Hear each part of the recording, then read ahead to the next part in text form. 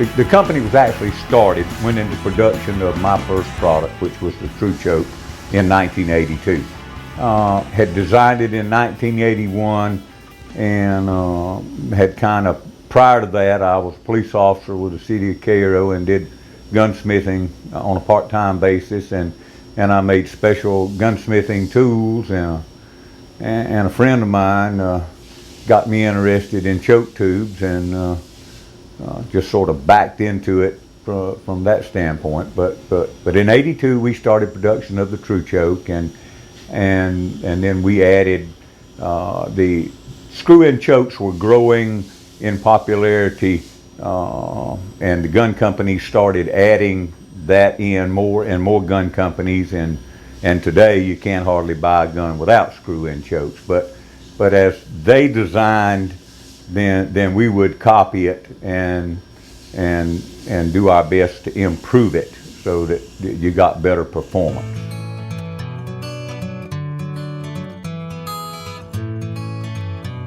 We offer a lifetime warranty on all of our products, and we offer a unconditional 60-day satisfaction guarantee, and that simply means that if we don't improve your performance, or you're not happy with the choke in any way, shape, form, or fashion, you can return it to us, and we'll either refund the money that you paid for it or exchange it for a different tube of comparable price.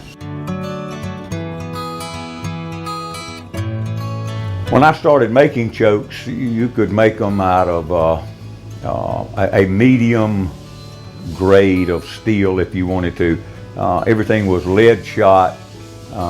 It didn't put a whole lot of stress on the tube, but as the years went by, the choice of material that we make them out of has had to get stronger and stronger and stronger to resist all the different new kinds of shot. You know, we had to swap over to steel shot for waterfowl quite a few years back now, and the steel that we use for chokes with lead just didn't work well when you put steel through them.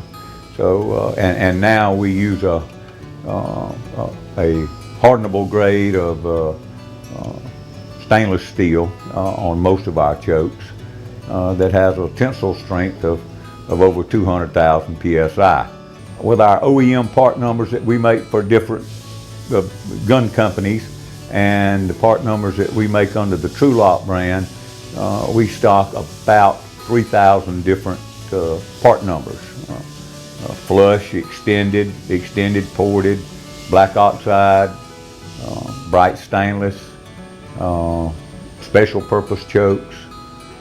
We make chokes in 10 gauge, 12 gauge, 20 gauge, and 28 gauge. Don't do any, and 16 gauge. Don't do anything for 410 bore shotguns, and don't know that we ever will. But if you want a choke tube, regardless of what you want to do with it, odds are we've got it on the shelf.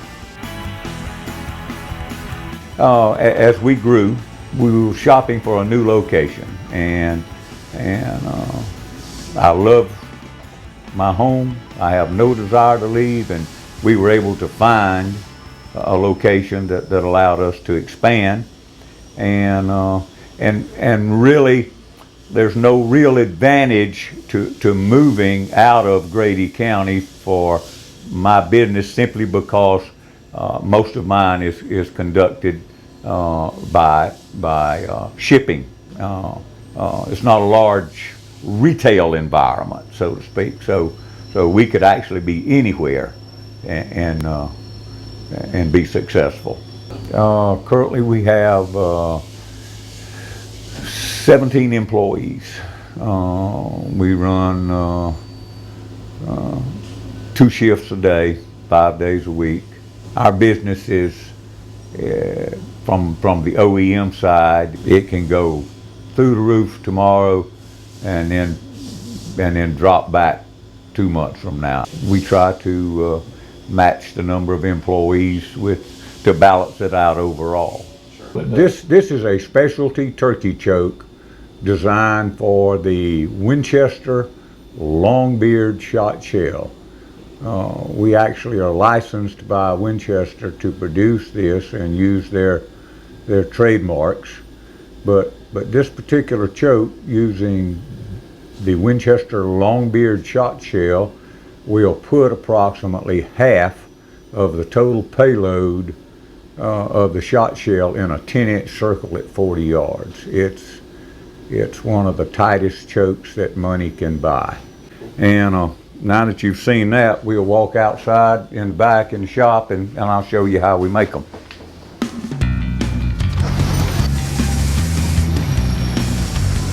But we start with solid bar, and it gets loaded.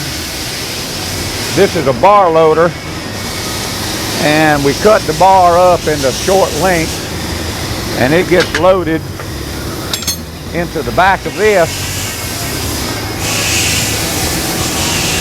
and then this takes a bar and pushes it into the machine.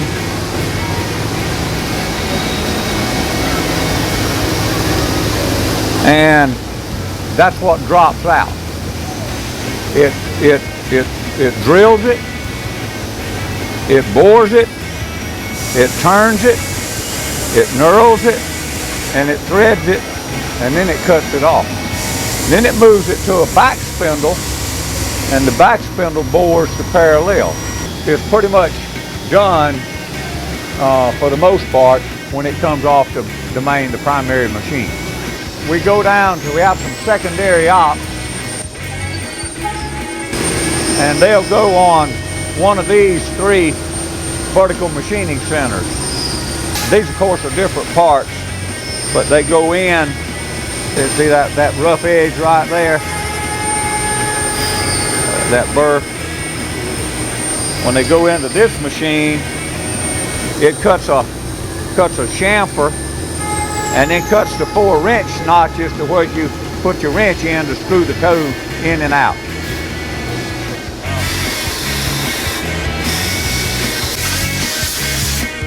Black oxided, they go across the street to where we black oxide them, which turns the OD of the finish, or the OD of the surface of the steel black. And then we'll go up here, we laser mark them. I'll show you that. Just step around there and you can get a shot.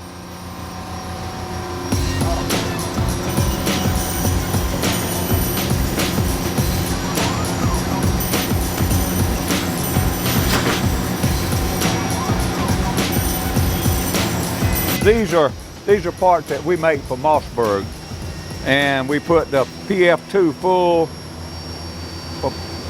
on these. This is one that we make for Remington Arms, and of course these are marked as per their specs.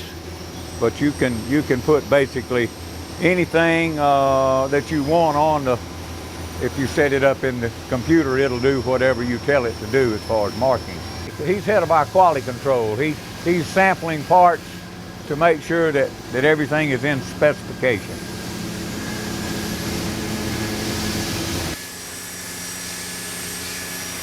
When I first started, everything that I had was either manually controlled by the operator, or cam controlled with a cam that told the tool how far, how long, how deep to cut. And pretty much everything we've got now is computer controlled. So it's a difference between day and night as to the kind of operators that we use. Everything is much more mathematically oriented than it used to be. When I started, you set feeds and speeds by listening to the sound of the cutting tool in operation. And now all of that's out the window. You do it according to pretty much a mathematical formula. So it's a day and night difference between 1982 and 2015.